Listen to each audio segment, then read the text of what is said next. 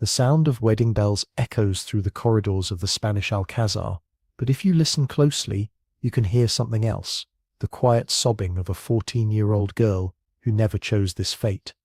Picture this: Madrid, 1560.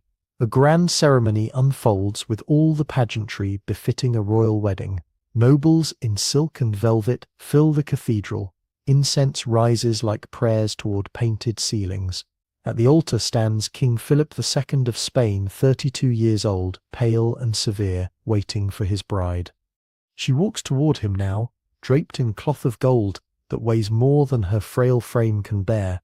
Isabel de Valois, barely out of childhood, torn from everything she's ever known, delivered to this moment like a piece on a chessboard, moved by hands she'll never see. But here's what the chroniclers won't tell you. This isn't a love story. This isn't even a political triumph. This is the systematic destruction of a human soul, wrapped in ceremony and blessed by God himself. If you're drawn to these hidden corners of history, the stories they tried to bury beneath marble monuments and golden lies, consider subscribing. I want to know where you're watching from, because these tales of forgotten voices deserve to echo across every corner of our world. The year is 1559, and Europe bleeds. France and Spain have been locked in a death spiral for decades. Armies clashing across Italian battlefields, treasuries emptying, common folk starving while kings play their games of conquest. The Italian wars have consumed an entire generation. French gold flows like water into military campaigns that achieve nothing but corpses. Spanish silver from the New World disappears into the maw of perpetual conflict. The cost has become unbearable for both empires, but pride runs deeper than pragmatism in royal bloodlines. In the chateau of Saint-Germain-en-Laye, morning light filters through diamond-paned windows into chambers where a 13-year-old princess plays with ivory dolls. Isabel de Valois moves through her days in innocence, so complete it seems almost sacred. Her world consists of tapestried chambers where unicorns prance through gardens of silk thread, tutors who speak to her in gentle Latin, and ladies-in-waiting who giggle with her over embroidery patterns and the latest fashions from Italian courts. She has no idea she's about to become currency in the most expensive transaction of the 16th century. The girl who will become Spain's most tragic queen was born into the pinnacle of French court luxury. Her father, King Henry II, commands an empire that stretches from the English Channel to the Mediterranean. Her mother, Catherine de' Medici, brings Italian sophistication and Florentine banking wealth to the Union. Isabel grows up surrounded by art, music, poetry, and the kind of refined culture that makes the French court the envy of Europe. At 13, she speaks fluent Latin, can play the lute with skill that impresses court musicians, and embroiders with the precision of a master craftsman. Her tutors praise her quick mind and gentle disposition. The chaplain commends her piety. The dancing master marvels at her natural grace. In every measurement that matters to the people who love her, Isabel de Valois is perfect. But perfection, in the algebra of royal diplomacy, equals vulnerability. The Treaty of Cato Cambresis will end the Italian wars, but peace demands sacrifice more precious than gold. The negotiators, men who have never held a child, or soothed nightmares, or watched innocence bloom in a young girl's eyes, calculate the price with cold precision. Not territory, though some will change hands. Not treasure, though ransoms will be paid. The price of peace will be paid in flesh. A child's flesh, offered up on the altar of political expedience. When the news reaches her, Isabel doesn't understand at first. Marriage? The word floats through her consciousness, like smoke, insubstantial and strange. She's 13. She still sleeps with her favorite doll tucked under her arm, still races through garden mazes with her younger siblings, still believes that grown-ups exist primarily to protect children from harm. Marriage to the King of Spain? She's heard whispers about Philip II in the shadowy corners, where servants gossip and ladies-in-waiting exchange intelligence from foreign courts. The Spanish king is 32 years old, more than twice her age. He's a widower whose first wife, Maria Manuela of Portugal, died in agony giving birth to their son. The ladies speak in hushed tones about his melancholy, his obsession with religious duty, his court where laughter dies in corridors built from black stone and perpetual shadow. They whisper other things too, darker rumors that make them cross themselves when they think no one is watching. Stories about his illnesses, fevers that come and go without warning, tales of his sexual appetites, needs that drove his first wife to despair long before childbirth claimed her life, gossip about the Spanish Inquisition, which burns heretics in public squares while Philip watches from royal balconies, his pale face expressionless as smoke rises toward heaven. "Why me?" she asks her father, King Henry II, her voice small and lost in the vast throne room, where their private conversation unfolds like a death sentence delivered with paternal tenderness. The answer comes wrapped in silk phrases about honor and duty, about the sacred obligations of royal blood, about the glory that comes from serving France in the highest possible capacity. But the truth is simpler and more brutal, because she exists, because she's pure, because her hymen remains intact, and her womb still waits empty for the seed of empire. At 13, Isabel becomes a signature on parchment, a seal pressed into warm wax, a living promise that France and Spain will stop slaughtering each other's children, at least temporarily. Her father explains the necessity with words that sound reasonable in his deep voice, but Isabel hears only fragments: peace, alliance, sacred duty, the good of the realm.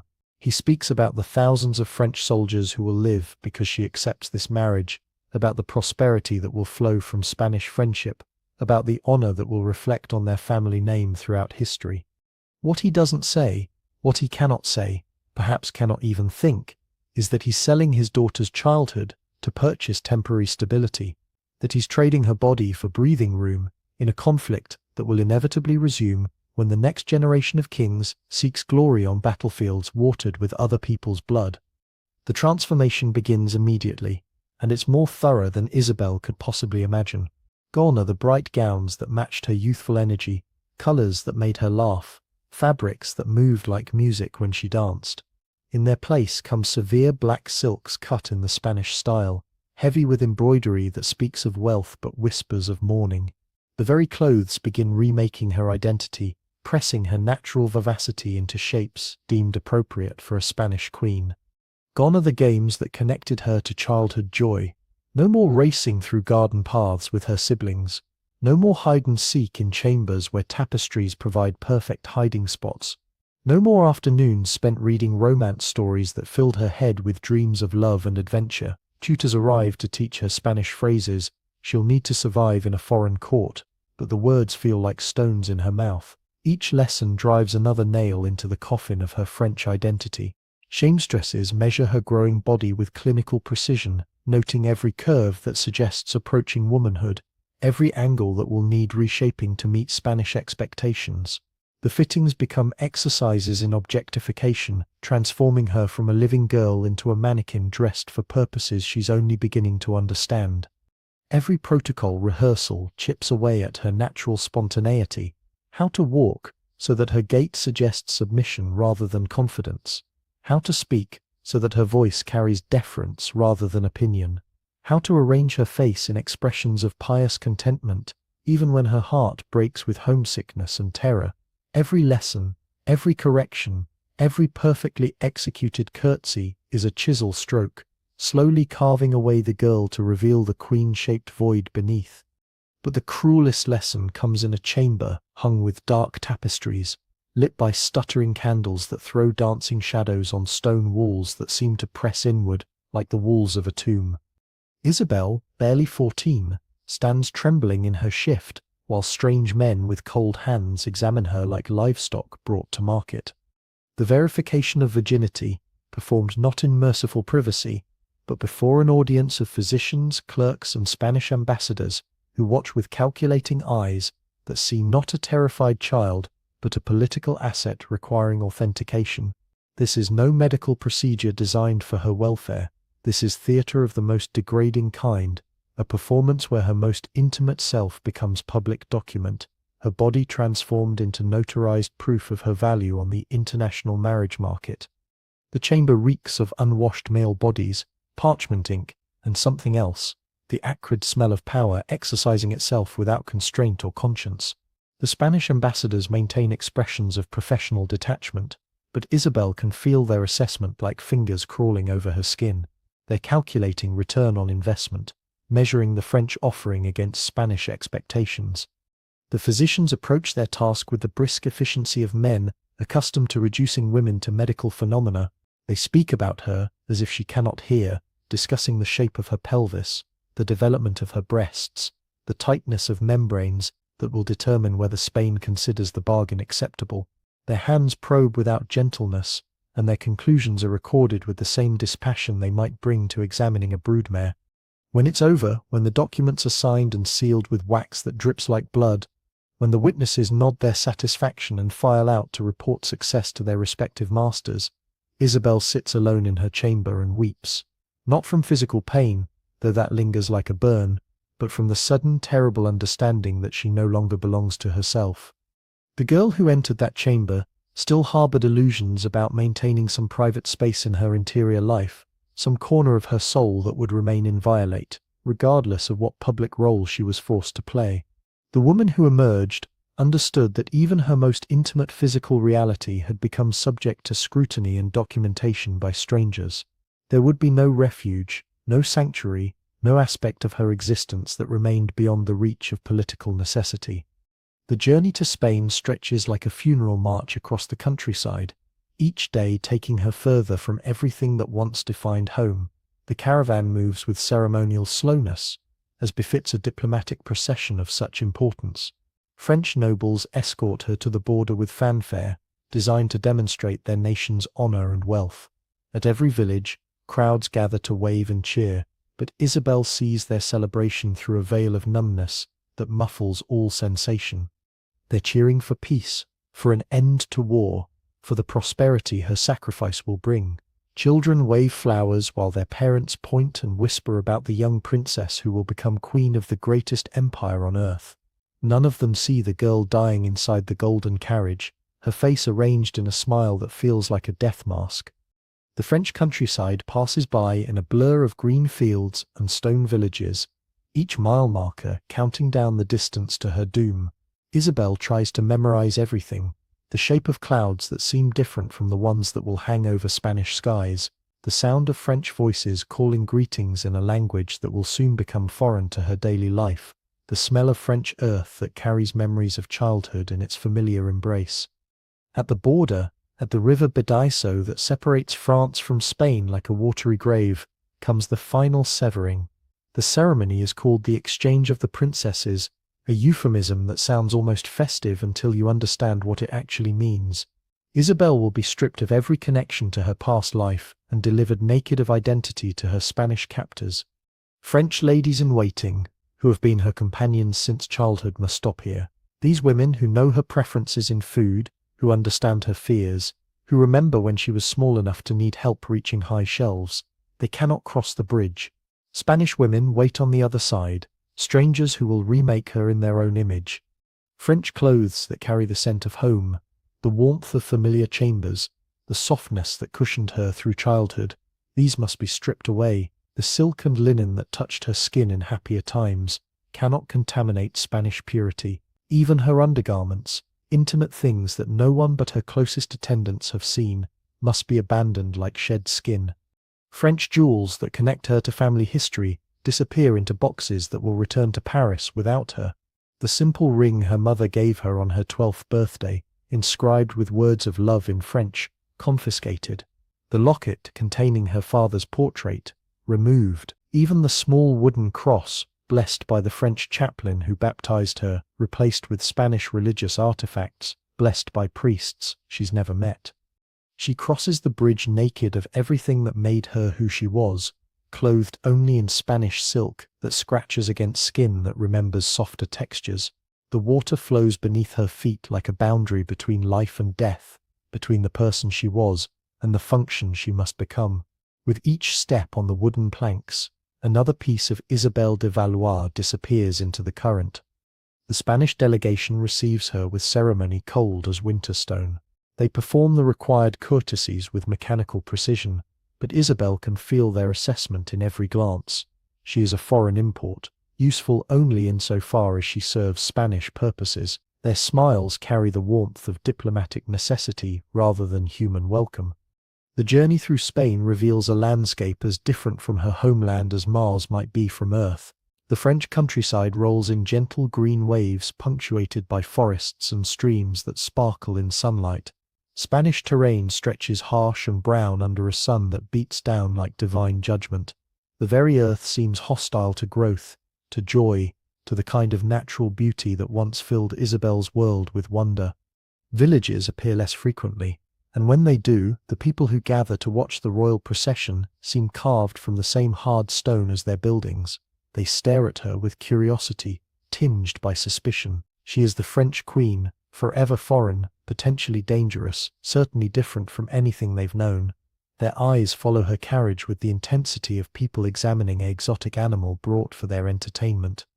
The Spanish nobles who escort her maintain conversation in voices that sound like grinding metal compared to the musical cadences of French court language. They discuss her as if she cannot understand, debating whether she appears strong enough for frequent childbearing, whether her French blood might taint future heirs, whether her obvious terror suggests weakness or appropriate feminine submission. Each night, Isabel sleeps in castles and palaces that feel like fortresses rather than homes. The rooms are grand but cold, furnished with dark wood and religious imagery that seems to watch her from every wall. Spanish ladies assigned to attend her maintain polite distance, speaking to her in carefully measured phrases that emphasize their authority over her domestic arrangements. She is a guest who cannot leave, a prisoner treated with elaborate courtesy. The Alcázar of Madrid rises before her like a fortress designed by architects who believed beauty was synonymous with intimidation. This will be home now, this maze of corridors where whispers die in dark corners, where every footstep echoes like judgment, where windows admit more shadow than light. The building seems constructed from the fossilized remains of joy, massive and permanent and utterly without warmth. Philip II waits for her in the throne room, and Isabel's first sight of her husband-to-be steals what little breath she has left. 32 to her 14, gaunt, where she is soft, black-clad where she still dreams of colour. His eyes hold no warmth, no curiosity about the girl who's travelled so far to share his bed and bear his children. He sees her the way a craftsman might examine a tool sent from another workshop, evaluating function, not form. The king's physical presence dominates the vast chamber in ways that have nothing to do with height or build. Philip II projects authority like heat radiates from flame, but it's a cold authority that seems to draw warmth from everything around it. Courtiers arrange themselves at calculated distances, close enough to demonstrate loyalty, far enough to avoid accidental intimacy. Even the air seems thinner in his proximity. When he speaks to her, his voice carries the flat tone of someone reading from a prepared text.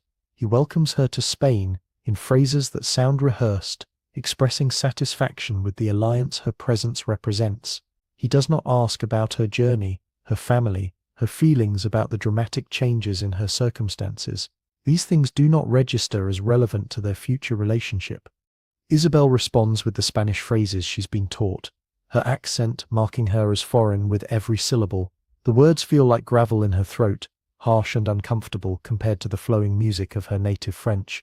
Philip nods approval of her linguistic progress, but shows no interest in the girl struggling to master communication in a tongue that will never feel natural. The Spanish court gathers to witness this first formal meeting between king and future queen, and Isabel can feel their assessment like weight pressing down on her shoulders. They see her youth as either promising or concerning, depending on their individual calculations. Some whisper that she appears too delicate for the demands of royal motherhood. Others note with satisfaction that her obvious innocence guarantees she comes to the marriage uncontaminated by foreign influences. No one asks what she thinks, what she wants, what she fears. These considerations have no place in the careful choreography of dynastic alliance. Isabel exists to fulfill a function, and her personal responses to that function matter only insofar as they might interfere with successful performance. The wedding ceremony unfolds with all the majesty the Spanish court can muster, but for Isabel it feels like watching her own funeral. The cathedral fills with nobles whose names she doesn't know, whose faces blur together in a sea of calculating stares. The bishop who will perform the ceremony speaks to her in Latin. She understands, but Spanish accented Latin, That sounds different from the gentle pronunciation she learned from French tutors. She wears a gown so heavy with gold thread and precious stones that she can barely stand upright. The fabric restricts her breathing and movement, transforming her into a living icon rather than a human being. Every step toward the altar requires conscious effort. The train trailing behind her seems designed to drag her backward, as if the dress itself understands that she's walking toward her own destruction. Philip waits at the altar with the same expression he might wear while reviewing tax ledgers, dutiful attention focused on the business at hand. He does not smile when she approaches, does not offer any gesture of reassurance or welcome. The ceremony is a contract signing, and both parties must simply fulfill their roles with appropriate dignity. She speaks the vows in carefully rehearsed Spanish, each word a small death of her French identity. I, Isabel, take you, Philip. The phrases commit her to love, honor, and obey a man who regards her as useful equipment rather than a partner in any meaningful sense. The promises bind her to a life of service to someone who will never see her as deserving service in return. When the bishop pronounces them married, the cathedral erupts in celebration that sounds hollow to Isabel's ears. The nobles applaud, the choir sings, the bells ring out across Madrid to announce the successful completion of a diplomatic masterpiece. But Isabel hears only the clanking of invisible chains locking into place around her wrists, her throat, her heart. That night, in the marriage bed, whatever remained of childhood dies a violent death. The royal bedchamber has been prepared with ceremonial attention to detail. Silk hangings embroidered with Spanish and French heraldic devices suggest unity that exists nowhere but in political imagination. Candles cast flickering light over religious paintings that seem to watch the proceedings with painted eyes that hold no compassion for human suffering. Philip approaches the consummation of their marriage with the same grim duty he brings to governing his empire. This is an obligation that must be fulfilled to legitimize their union and establish her legal position as his wife. There is no tenderness, no recognition that the body beneath his contains a human soul deserving of consideration. He performs the act with mechanical efficiency, while Isabel stares at painted saints on the ceiling and tries to separate her consciousness from what is happening to her flesh. The pain is immediate and overwhelming, but worse than the physical violation is the emotional understanding that this is only the beginning.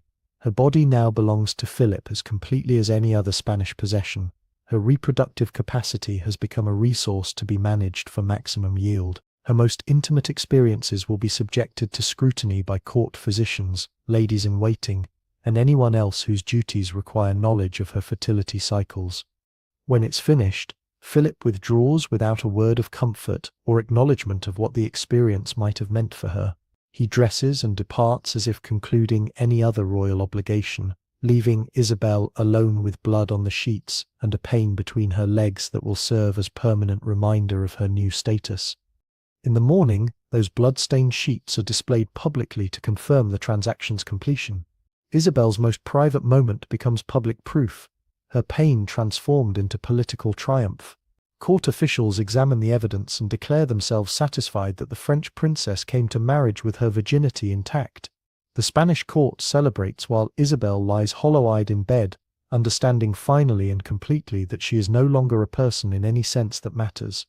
She has become a function, a service provider, a biological system designed to manufacture Spanish heirs. Every aspect of her existence will be evaluated according to how successfully she performs this role. Her health matters only insofar as it affects her fertility. Her happiness is relevant only if unhappiness might interfere with conception. Her thoughts, dreams, and desires have been reclassified as irrelevant noise generated by equipment that exists solely to serve purposes defined by others. The years that follow blur together in a haze of duty and despair, punctuated by moments of terror so profound they seem to stop time itself. Isabel learns the elaborate dance of Spanish court protocol, when to speak rarely, when to remain silent, always when her opinion differs from the approved position, how to arrange her face in expressions of pious contentment, even as her spirit withers like a plant kept in permanent shadow. She becomes fluent in Spanish, but her native French becomes a secret language she speaks only to herself in the dark hours before dawn, when sleep refuses to come and memories of home feel like visitations from the dead. Sometimes she catches herself thinking in Spanish and feels another piece of her original identity crumble away. The language of her childhood transforms into something private and precious, hoarded like contraband in a prison where even thoughts are subject to inspection. Philip remains a stranger, sharing her bed, visiting her chambers when duty demands an heir, but bringing to these encounters the same mechanical devotion he shows when hearing mass or reviewing reports from colonial administrators. He never asks about her comfort, her pleasure, her emotional state. Sex becomes a ritual of possession and submission that leaves Isabel feeling more isolated after intimacy than before. She searches his face during these encounters for some flicker of humanity, some recognition that she exists beyond her biological function, but finds only the cold assessment of a man cataloguing his possessions. Philip's eyes hold depths of calculation, but no warmth, no curiosity about the person whose body he inhabits with such regularity and so little genuine interest. The Spanish court watches her with predatory attention, measuring every gesture for signs of successful adaptation to their expectations. If she smiles too broadly, she's criticized for unseemly frivolity. If she remains appropriately serious, she's suspected of harboring dangerous foreign attitudes. There is no correct way to exist in their eyes. She can only succeed or fail at the single function they've assigned her. The pregnancies begin within months of her marriage, and with them comes a new kind of suffering that makes her previous trials seem almost gentle by comparison. Isabel's body, still developing, struggles to carry children conceived in encounters that leave her feeling violated rather than loved. Her first pregnancy ends in miscarriage that is noted in court records as a disappointment, a failure of the Queen to fulfill her primary obligation. No one asks about her grief when she loses that first child.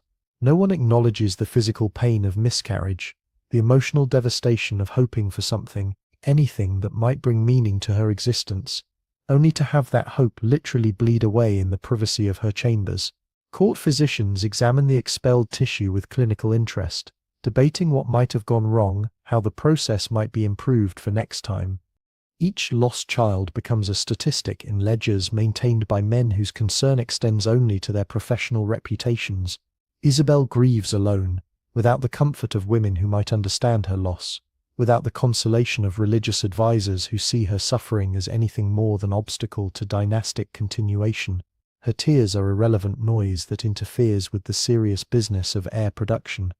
Picture her in the vast royal apartments, 14, 15, 16 years old, bleeding and alone, while physicians debate her fertility in whispers they think she cannot hear. The Spanish court watches her belly the way farmers watch weather, measuring, calculating, hoping for favorable conditions that will yield the harvest they require.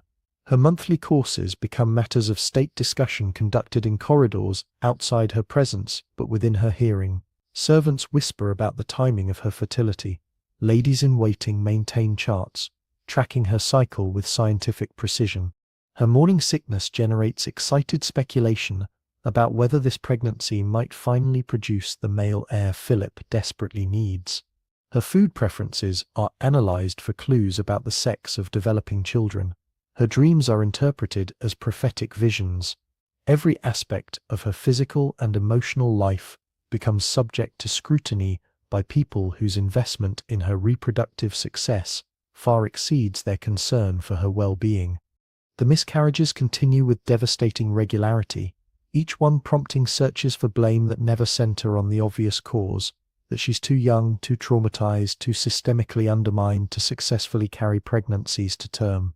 Court physicians prescribe bloodletting, herbal remedies, dietary modifications, spiritual interventions. They blame her French blood, her melancholic disposition, her insufficient piety. They never consider that the problem might be systemic rather than personal. Never enough consideration for the fact that she's still barely more than a child herself, forced to bear the weight of dynastic expectations on shoulders too narrow and a spirit too fragile for such crushing responsibility. The medical men who examine her speak about her reproductive organs as if they exist independent of the terrified girl who houses them. They see equipment that requires maintenance rather than a human being deserving of compassion. Between pregnancies, Isabel finds small refuges that keep her from complete despair. Music lessons provide hours where she can lose herself in melodies that remind her of home, where her fingers on lute strings can speak emotions her voice is not allowed to express. The Spanish musicians assigned to work with her maintain professional distance, but music itself transcends the barriers that isolate her from human connection. Hours in the palace chapel offer another form of escape, though even prayer becomes complicated in a place where religious observance serves political as much as spiritual purposes. She can pray in French to a God who might still remember the girl she used to be, whispering words her Spanish attendants cannot understand or report to their superiors. These private conversations with divinity become her only truly confidential communications. The chapel itself intimidates with its austere magnificence. Spanish religious art favors suffering saints and martyred virgins, images that seem to comment directly on Isabel's situation. She kneels before paintings of Saint Catherine, beheaded for her faith, and wonders if martyrdom might offer more dignity than her current existence. The Christ figure on the crucifix above the altar bears an expression of agony that mirrors her internal state more accurately than the serene Madonnas favored in French churches. Stolen moments with ladies in waiting, who speak kindly, provide fragments of human warmth, though always carefully, always aware that every word might be reported to the king or his advisers. These conversations never venture into dangerous territory, criticism of the court, expressions of homesickness, admissions of unhappiness, but even discussions of weather or embroidery patterns offer connection to people who see her as more than biological equipment. But these comforts are shadows compared to the vast loneliness that defines her days and nights. Philip acknowledges her in public with formal courtesy that emphasizes their official relationship while denying any personal connection. He speaks to her as he might address any subordinate whose work requires his attention, politely, clearly, without warmth or genuine interest. Their private conversations, when they occur, focus exclusively on matters of state, religious observance, or the production of heirs. Philip discusses her pregnancies the way he might review reports from colonial governors, interested in outcomes, indifferent to processes. Isabel might as well be addressing a portrait for all the human response her words generate. She learns to read his moods in the micro-expressions that cross his gaunt features. When he appears more distant than usual, she knows to remain especially quiet. When his jaw tightens in that particular way, she understands that something in the governance of his empire has frustrated him, and she will bear the emotional cost of his displeasure. When he looks through her as if she doesn't exist, she knows he's calculating whether her reproductive failures justify seeking annulment and trying again with fresh genetic material. The Spanish nobility treat her with elaborate respect that barely conceals their assessment of her usefulness. She is the French queen, forever foreign, valued only for her ability to secure the dynasty through successful childbearing. When she speaks in council meetings, the few times she's permitted to speak, they listen with polite attention that vanishes the moment she finishes. Her words carry no weight beyond their entertainment value. When she doesn't speak, they interpret her silence as proof of proper feminine submission or evidence of intellectual limitation, depending on their personal prejudices.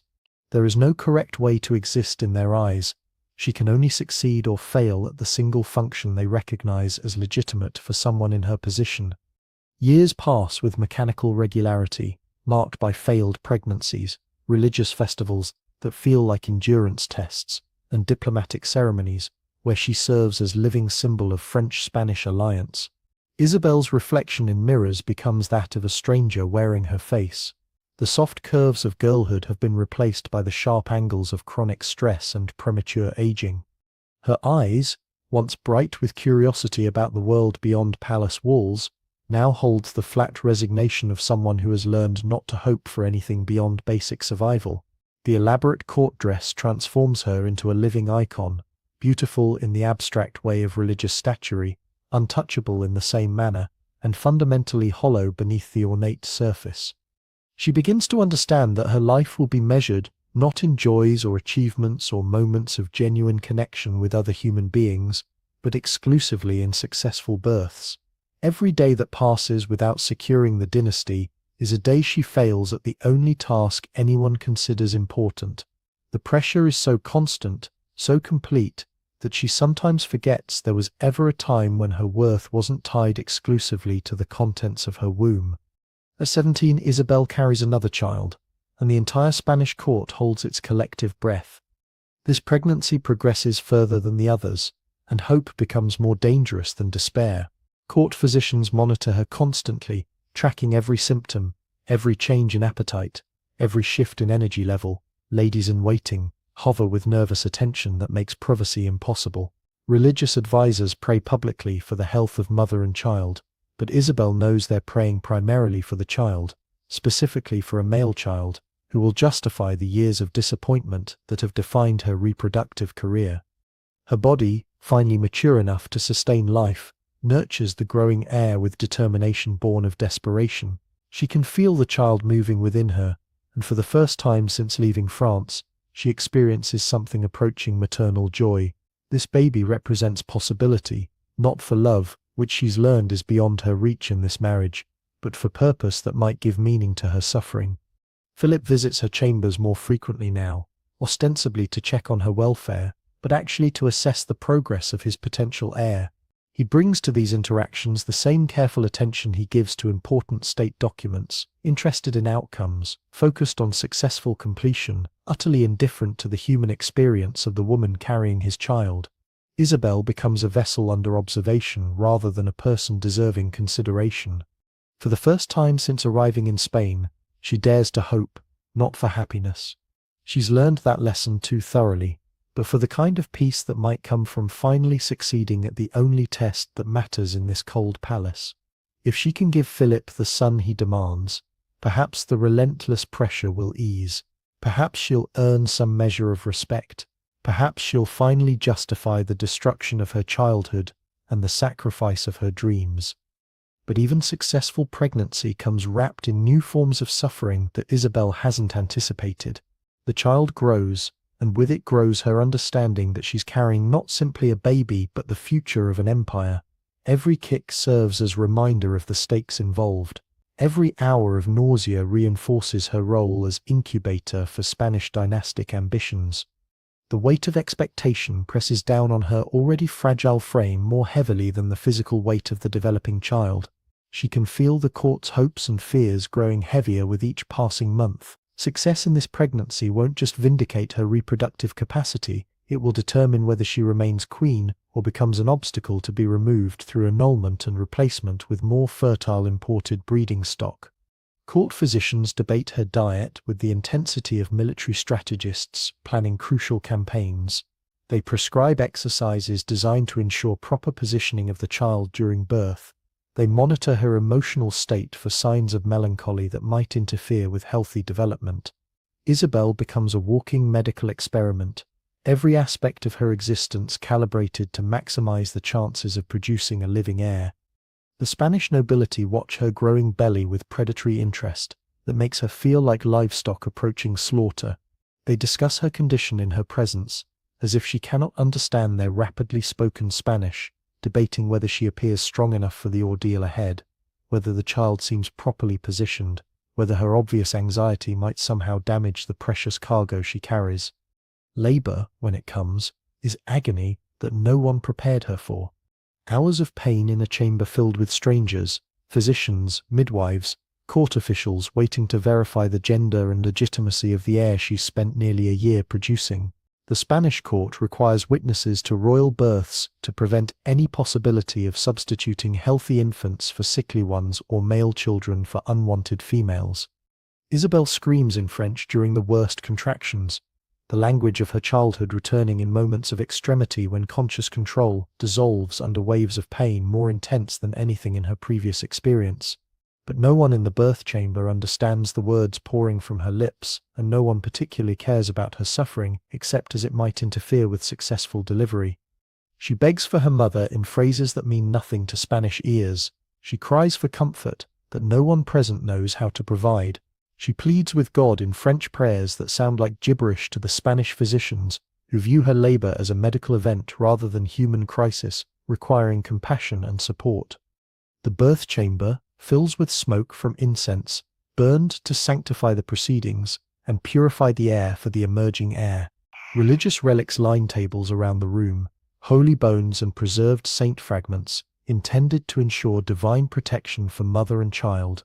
But the spiritual trappings cannot mask the fundamentally clinical nature of the event.